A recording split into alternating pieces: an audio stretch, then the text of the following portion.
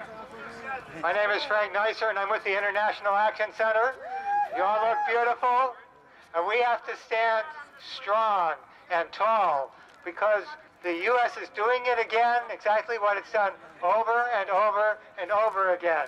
They're vilifying their country and its government so that they can go in and take the oil. Now, what we have to learn and know is not to listen to the State Department's lies, not to listen to the demonization, not to support anything that is going to just help them give a cover to going in there with bombs and going in there with destruction. Now, they've been carrying out a war against the Iranian people for decades and decades. Back in the 50s, the Iranian people had elected the democratically elected government of Mossadegh, who was aggressive, who nationalized the oil of Iran. And what happened? The CIA installed the Shah of Iran on the so-called peacock throne, and they carried out more torture and mayhem and terrorism against the people of Iran than had been happening anywhere else in the world. The term Savak, which was the Shah's secret police, was a synonym for terror, to strike terror in people's hearts. But the Iranian Revolution came along and ended all that for them, and they no longer had their thumb on the 10% of the world's oil resources that belong to Iran. And they're aching to turn that around. So don't listen to the hype they tell you about what they say is wrong with the Iranian government. It's not up to them to say what is a good or a bad government. That's up to the Iranian people, without interference. And it's up to us here in the U.S. to be clear about that. No intervention by the U.S. anywhere, ever. It's never any good. And that applies to Syria. That applied to Libya. Libya had carried out, it used its oil, it wasn't a utopia, but it used its oil resources to create the highest standard of living for the people of of Libya. And they got rid of that, and now they're going back toward the Ice Age. They had built an underground navigation, irrigation system so that people could flourish and live in a desert country. And the U.S. bombed and destroyed that. And now people don't have, in the middle of the desert, in the middle of the heat and everything else, there's no electricity for air conditioning or anything else so that people can survive. Well, so I'm just saying, we've got to be strong and not let them do it this time. No war on Iran. He's representing United for Justice with Peace and Dorchester People for Peace. Welcome, Jeff.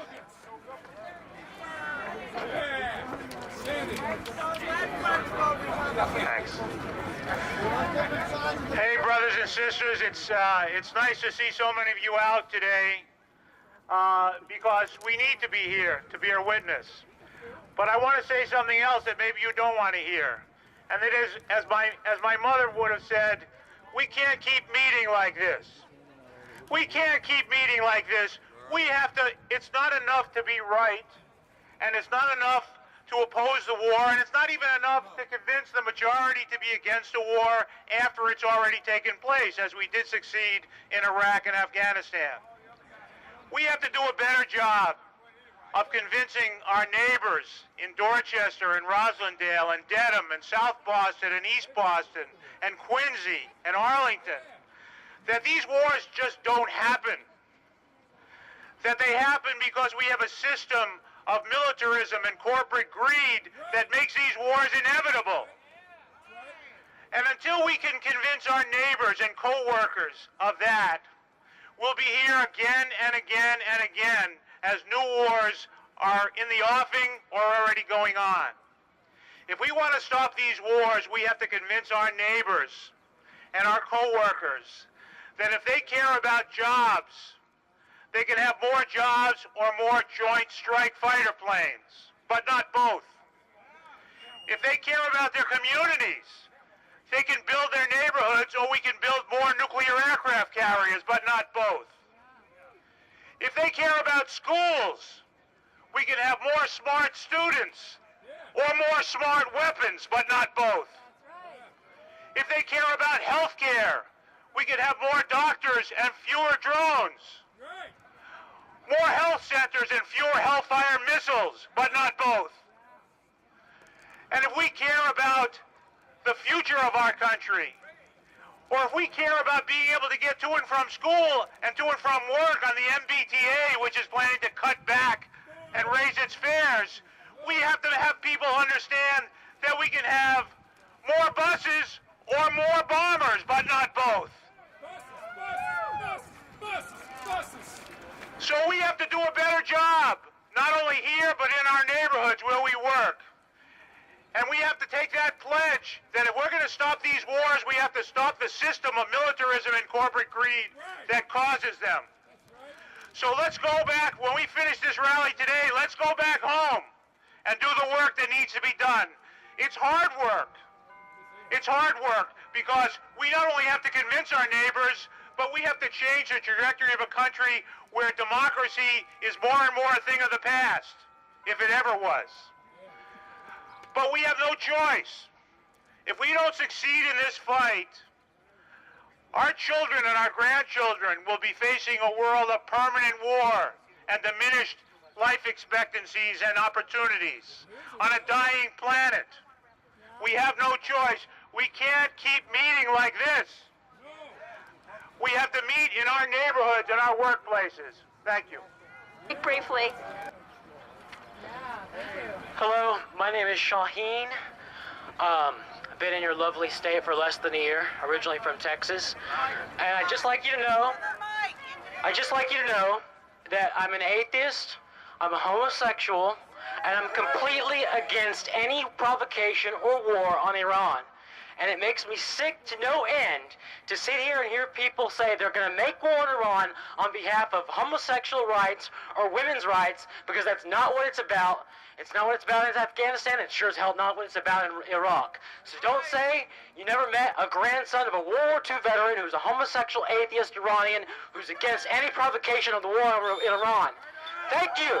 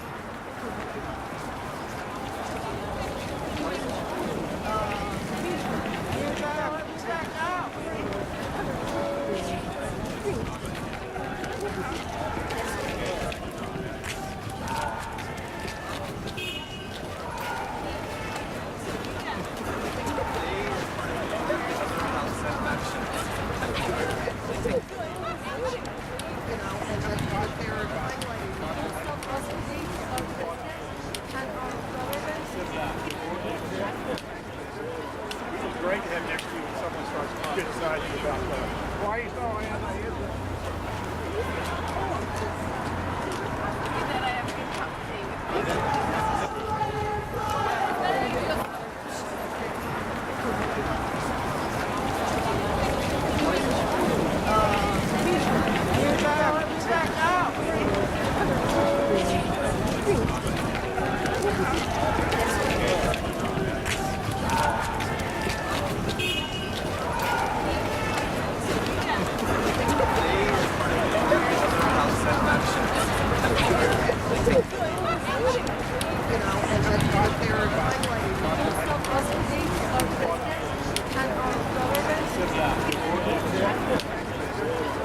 Great to have next to you when someone starts criticizing you about why are you so anti-Israel? That I have good company with Mingo because there's no other people named Mingo. So I get to relate.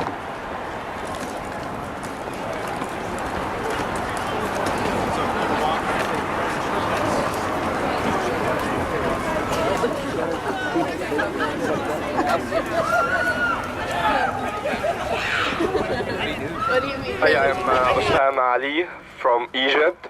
I just came to the US. I'm so happy and I'm really impressed about this movement. I'm seeing the passion. You guys are giving me hope.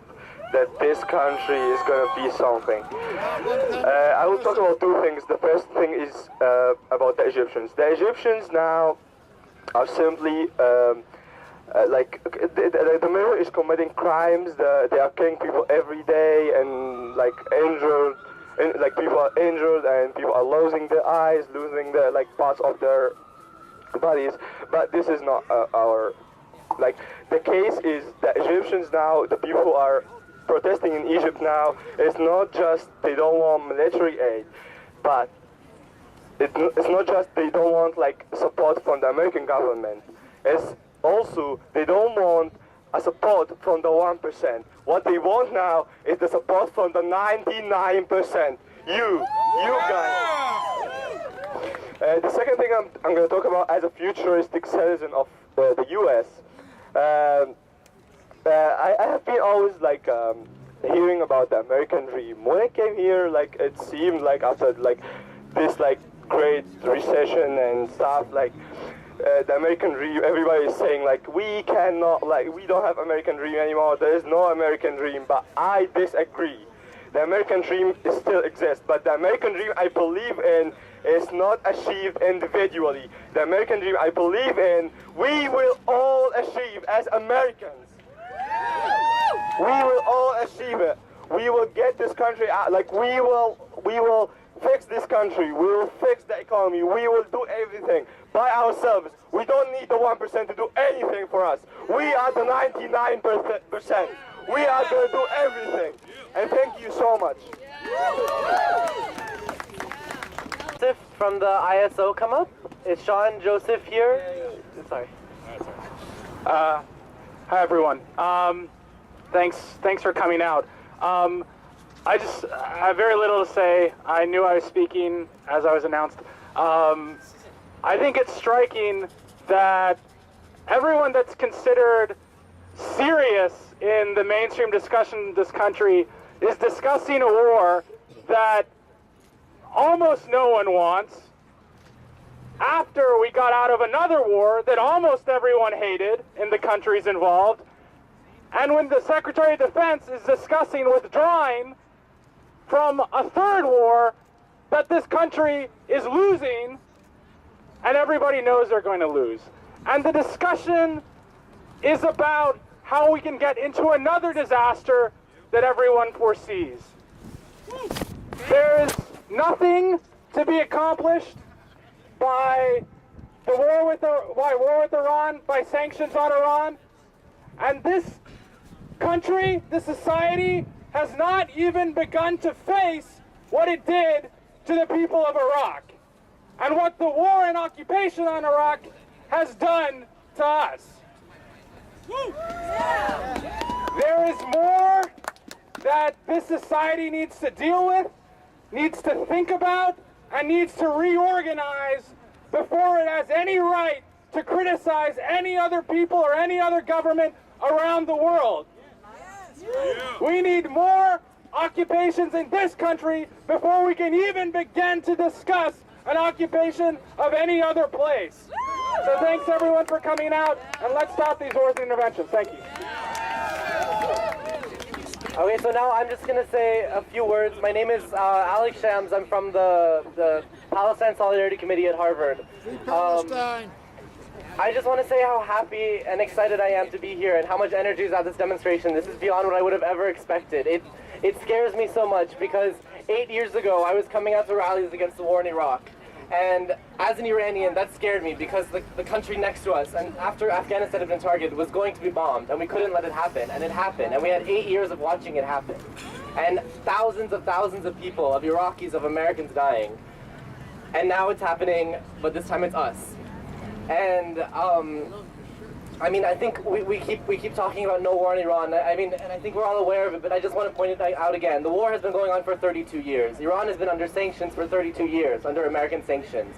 If my grandmother gets sick in Iran, I can't legally send her money because of sanctions. I can't pay for her treatment because of sanctions. That means it's illegal for me to send money to Iran through financial institutions. In the last few years, we've seen these sanctions ratcheting up I think the EU recently put sanctions on buying Iranian oil. I believe about 30 financial institutions that are Iranian financial institutions we now cannot do any sort of business with. It's illegal, as I said, for me to send my grandmother money if she gets sick. I think the war against the Iranian people has been going on for many, many years, and you can feel it there. There's a sense of doom. There's a sense that nothing can be done. There's a sense that things keep getting worse. Inflation keeps getting worse. Everything keeps getting worse. Pressure keeps growing, and no one's doing anything. Israel every week is saying we need to bomb Iran. If not this week, next week. If not this month, next month. And the US says, why is Iran being so belligerent? And yet every week Israel is saying we're going to bomb you. And US drones are flying over Iran. And when Iran shoots them down, Iran is a terrorist for shooting down an American drone on top of their country. Half the time they say that we live in the desert and we ride donkeys and camels and we can't do anything right. And when we got the drone, when the Iranian government shot down the drone, apparently we wouldn't be able to know what to do with it. The other half of the time they say we have a nuclear weapons program, we're going to kill everyone. So which one is it? Are we stupid or are we technologically advanced? The rhetoric doesn't make sense. The demonization doesn't make sense. You see the echoes of the Islamophobia we see in this country against Muslims, against communities of color, against communities in the Middle East, against Iran. And I mean, I don't have a conclusion. I'm just so happy that we're all here, and I'm just so happy to see how many people are against this war, and how many refuse to be silent as we go closer and closer and closer to bombing another country and ruining more people's lives and killing more people. No drones, no assassinations. We don't want your occupation.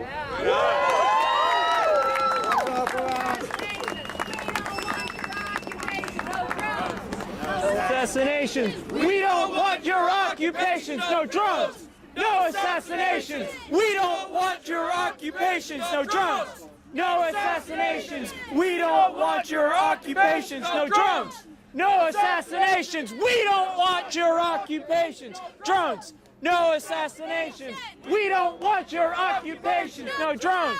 No assassinations. We don't want your occupations. No drones. No assassinations. We don't want your occupations. No drones. No assassinations. We don't want your occupations. No drones. No assassinations. We don't want your occupation. Mic check. Okay, we're gonna have a few more speakers. We're gonna have Kwame Samburu from Socialist viewpoint. Briefly, I'd like to say that the United States was founded on occupations, occupying the land of the indigenous people. And since 1789, almost 1,000 forts have been built in this country. The United States has a militaristic record from the time of its foundation. So what is happening in the world now is not an aberration, it's a continual thing. Once they had occupied the land from the Atlantic to the Pacific, from Canada, and then stole half of Mexico in 1846, in that war there, then they began to look overseas. So this is the history of the United States. It's nothing new. And also, there has always been democracy here, democracy for the rulers. Yeah. We need democracy for the working class. Yeah. It's a class struggle for workers' democracy. This is capitalist democracy. We need the working class organized in a class struggle against the capitalist system and establish a workers' government over a capitalist government. Yeah. 1, 2, 3, 4. I declare a class war. 5, 6, 7, 8. Eat the rich and smash the state. Do we have someone from the bus drivers union here who wants to speak? Good afternoon, sisters and brothers. Take a break from the buffet of eating the rich. Really good.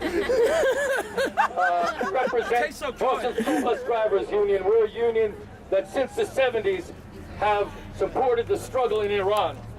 And we remember very well when the Iranian people toppled the hated Shah in one of the most momentous revolutions that the planet had ever seen. U.S. imperialism, they were determined from that day on to get their ugly hooks back into Iran. When some people say that our government is on the wrong side in the struggle, it's inaccurate. Our government is the wrong side in this struggle. Yeah. If you take a look at it, the imperialist wars, whether they be in Palestine, whether they be in Iraq, whether they be in Afghanistan, whether they be in Colombia, you can change the languages, you can change the cultures, you can even change the materials and the labor they want to exploit. But one thing remains the same. It is the ugliest stage of capitalism, imperialism, and it is taking all of it out on the U.S. working class now. Gone are the days when some of the privileged in the labor aristocracy, they used to call it, were getting somehow billed off during Vietnam. Gone are those days. Because every bomb that falls in the Middle East it explodes in Newark, in Detroit, in Boston. They're cutting our schools, they're cutting our jobs. The money, as we said during the Occupy movement, the 1%, they got the money. It's the money they stole from our labor. Right now it's going to the banks and it's going to the wars. We got to be a part of building a movement to take it back. This is the 1% war. Make no mistake about it. And I would tell you, as a Jewish trade unionist, I remember well when the United Nations finally resolved during the 70s that Zionism was racism. All the right-wingers went nuts. But what do you call a Bantustan government? What do you call a government where me as a Jew, who's never set foot in Palestine, I get off a plane and I got full rights, and my brother Palestinian has been taken from his home and can't go back? You know that Jewish right of return garbage, right? And it's only to be able to protect the interests. They were talking about kibbutzes when I was a kid going to synagogue. And they'd have you run around selling trees. It turned out that was part of Israeli policy to occupy more and more and more of the Middle East. So a chant we used to use from our Palestinian sisters and brothers was Jewish people, yes. Zionism, no. Jewish people, yes. Zionism, no. And I can tell my time is up, but I want to tell you that there are some of us in the labor movement that will be here with you. And more of us can do that if we understand this war started at home. We can stop it at home. Globalize the Intifada. Let's bring them down. Next, could we get Tara Friedrichs from Occupy Boston Citizens United? Yeah? Oh, no. Tara Friedrichs? Okay. Okay, just two more speakers. Okay. So Maureen Skihan of the Women's Fight Back Network, are you here? Okay. That was a great speech. Hello, everybody. I just wanted to send out a special salute to my sisters who are here today and women who are in the forefront of the struggle against war and occupation and racism and bigotry and sexism today. It feels really good to be at an anti-war demonstration on this weekend in a country that thrives and profits on blood sport. And, you know, no disrespect to those who love football and will be watching the game tomorrow. A game that has come to also be about record profits. In a town like Indianapolis, where the workers that just passed some really vicious anti-union legislation that is a further attack on the workers who actually built the dome where the Super Bowl is happening tomorrow. So, you know, we're in solidarity with our sisters and brothers out there in Indianapolis and the Occupy movement and elsewhere who will be demonstrating. And I just wanted to say that, you know, someone mentioned the bombs that are dropped in countries like Iraq and Afghanistan and Libya, and how Dr. King explained the impact of the explosions here at home in our cities, like Harlem and Detroit and Boston. And as women, we know all too well about the impact of war. Not only did the war in Iraq kill 1 million people, 500,000 of those were children. That was the impact of the sanctions alone in the war in Iraq. I wanted to just say that, you know, it's war right here when a mother cannot feed her children, when a family has their electricity cut off, when homeless families, I get emotional talking about the conditions, are languishing in overcrowded motels with no affordable housing in sight, When our students, young people, who are the future of this country and the planet, are drowning in $1 trillion of debt, and that's in the U.S. alone. When there are military recruiters in our high schools, and they're back on campuses too, they're even at Harvard again. They have no right to be in our schools and on our campuses. And what are they there for? To lure our young people who cannot find jobs and have given up hope in the future into their killing machine. But we're out here today to say that we know what time it is, and we're not going to participate in their wars of destruction for profit and for big oil. There is a better way. The better way is for the people to occupy everything. Occupy for people's power. Occupy for women's rights. Occupy for LGBT rights and equality and marriage and everything else that we deserve and want. We're not going to tolerate the cuts in vital services to fund their wars abroad. And together, we can stop the war machine. We can build a better world. But we must fight for it. So continue to fight, everybody.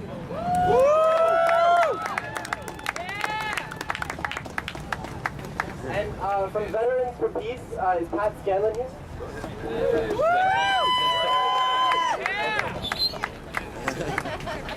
Hello, everybody. It's great to see you. Don't we make a great team?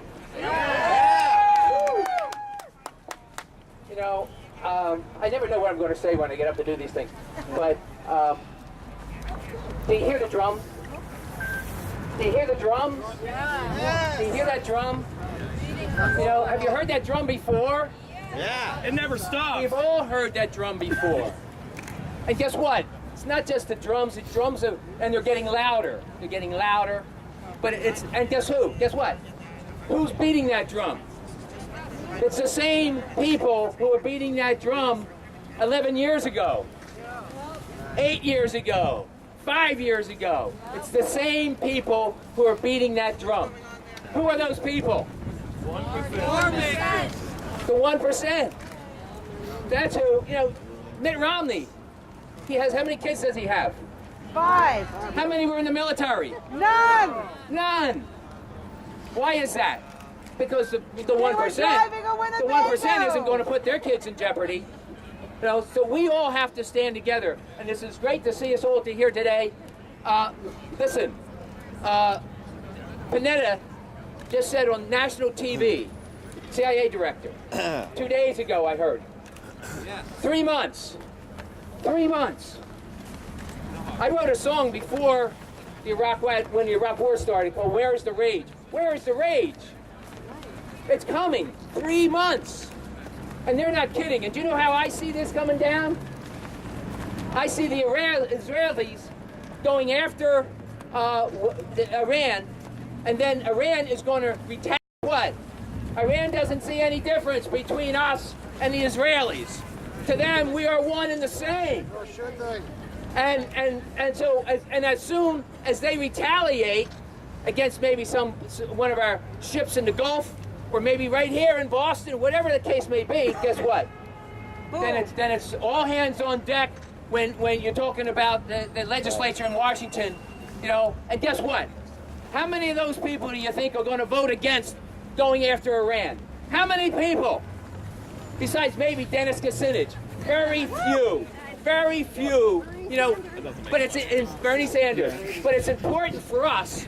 You know, we can't stop this with what we have here. God bless you all. But we need millions. We need millions to take the street. That's and right. If not, you know, what we've had so far is a cakewalk. Because look, who is supporting Iran? You got China, you got the Soviet Union, Russia. You know, we're trampling on some pretty delicate territory right here, and we may end up in some big trouble. And, you know, we need to stop this, and we need to stop it now. So, we need to organize. I think I got everybody. Everybody knows about the St. Patty's Day March for Peace, right? March for Peace. It's a peace parade. All the Occupies. We're calling the Occupy section. You're going to be in a section. And it's called Occupy Everywhere. So we want to occupy from Rhode Island. We want to occupy from New Hampshire. We want to occupy from New York. We want Worcester. We want Lowell. We want all the occupies to be together. Now, I just have to say one thing about that.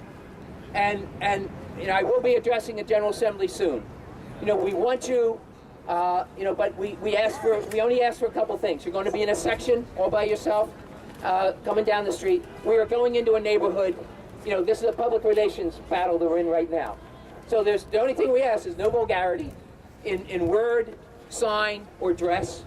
And the masks, the bandanas, you can wear there was a young guy over here with the mask, with the plastic mask, and I forget who the name of that is. The anonymous. So that's fine to wear those kind of masks. But we're just asking no bandanas, no ski masks, you know, in South Boston. Wear the other masks, all right? Because this is a public relations battle that we're going to be in, and we need everyone. We need all. Guess who lives in South Boston? The 99%. You have to connect with the 99% and not alienate, right? And so that's all we're asking. This is going to be a wonderful event. We've got labor, we've got church groups, we've got peace groups, we've got Occupy groups, you know, and we've got a duck boat, we've got a trolley, we've got bands, we've got a parade. And you know, last year, we had Veterans for Peace. Let's hear it from my brothers and sisters here. Last year, we had applied to the parade, to walk in the parade and carry our flags and carry our banners. They declined us. They denied us. And when I asked Phil Winsky, who is the organizer of the parade, I said, why did they deny us? Quote, this is why it denied us. Quote, they did not want to have the word peace associated with the word veteran. Let me repeat that. They did not want to have the word peace associated with the word veteran. Any veteran, and I don't care where you're from or what side of the issue you're on, that should be disgusting to you. And so this year we applied again.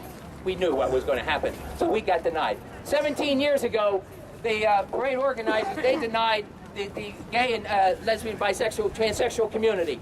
They denied them. And that resulted in a U.S. Supreme Court ruling called the Hurley decision after Wacko Hurley. If you've ever met Wacko Hurley, the name fits. And what that decision, and with that, they denied them. So when we were denied last year, we all got together and said, well, shit, let's have our own parade. That's right. What's to stop us from having our own parade? St. Patrick's Peace Parade. And so that's what we did. The first group that we reached out to was the GLBT community. And we said, they denied you 17 years ago, you know, as they just denied us. Well, we're having our own parade, and how would you, brothers and sisters, like to join us in our parade? Which they did, and it was wonderful. So we're going to have a lot more, you know, from that community, and it's going to be wonderful. And so I hope you all come. I hope you all spread the word. If you're connected to a church, tell the church to come. There's going to be a religious section with different religious affiliations. All right, so thank you. Peace. Love you guys. Anyone person for the wars. And then just one last announcement. There's going to be a vigil for the victims of the violence in Egypt this week here at Copley Square from 3 to 5. So if you're interested in being here for that, just stick around for a bit. Today. So. I'm sorry. There's Jacob. 1 minute. You're actually speaking.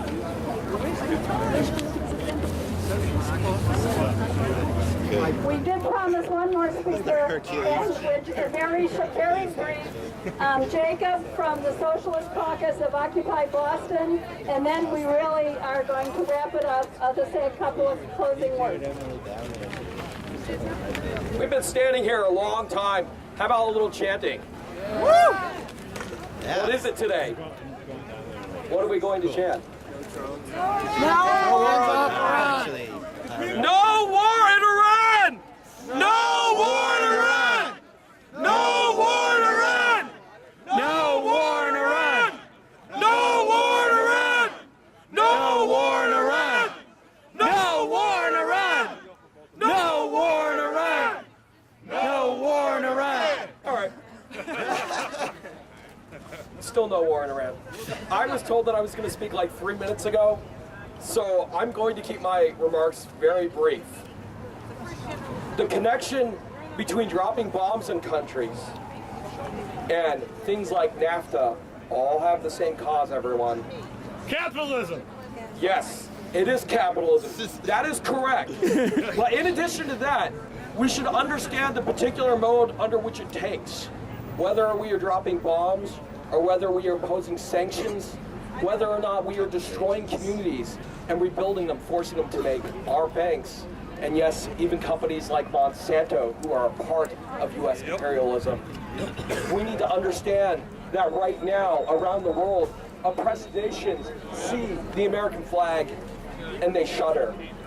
Because the U.S. has never invaded a country, and the country has benefited.